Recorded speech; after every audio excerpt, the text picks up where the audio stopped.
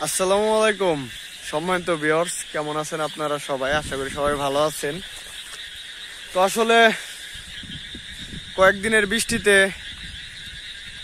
আমাদের ধানের যে জমিটা, সেই জমিতে আসছিলাম। তো এসে আসলে আমি একদম হতাশ হয়ে গেছি। তো আসলে ক্যামেরায় দেখতে পারতেছেন ধানগুলো আসলে একটাও খাড়া নেই, সবগুলা শুয়ে পড়ে গেছে এই বৃষ্টির কারণে। এখন দেখা যায় যে বৃষ্টি যদি এরকম অনেকদিন থাকে, হয়তো বা ধানের কপালে কি আছে জানি না। তো আপনাদের আমি একটু ভালো করে দেখাইতেছি যে আসলে কি পরিমাণ আসলে ধানগুলা পড়ে গেছে।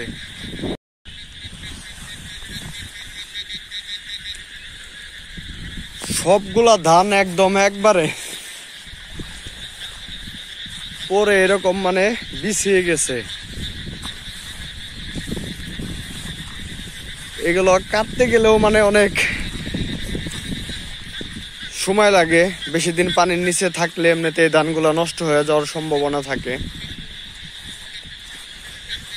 কি পরিমাণ বৃষ্টি হচ্ছে তার একটা নমুনা আমি আপনাদের দেই।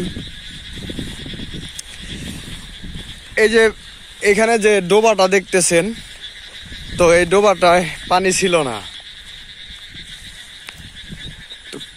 দেখেন কি পরিমাণ পানি এই ডোবার ভিতরে এসে জড়ো হয়েছে। আর আমাদের এই যে জমির থেকে নাল কাইটা দেওয়ার পরে পানিগুলো এদিক দিয়ে বেরোয় যাইতেছে।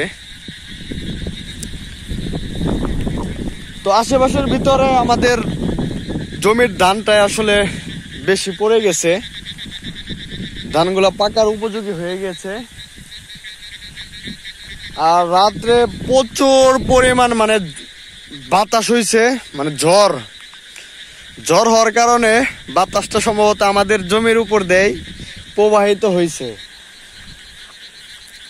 যার কারণে ধানগুলো এভাবে পড়ে গেছে। তো আসলে আল্লাহ যা করে মানুষের বা বান্দার মঙ্গলের জন্যই করে। হয়তোবা আমাদের জন্য ভালো কিছু অপেক্ষা করতেছে।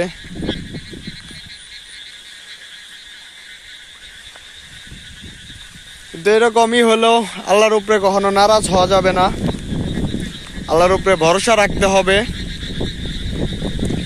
বৃষ্টি হলে আসলে অনেক ফসলের জন্য উপকার, আবার অনেক ফসলের জন্য ক্ষতি। তারপরও আমাদের এটা মেনে নিতে হবে। সবাই ভালো থাকবেন, সুস্থ থাকবেন, আর অবশ্যই দোয়া করবেন যে আল্লাহ যেন ভালো কিছু সামনে রাখে, ধানগুলা যেন সহি সালামতে কেটে বাড়ি নিয়ে যেতে পারি। ধন্যবাদ সবাইকে। আল্লাহ হাফেজ।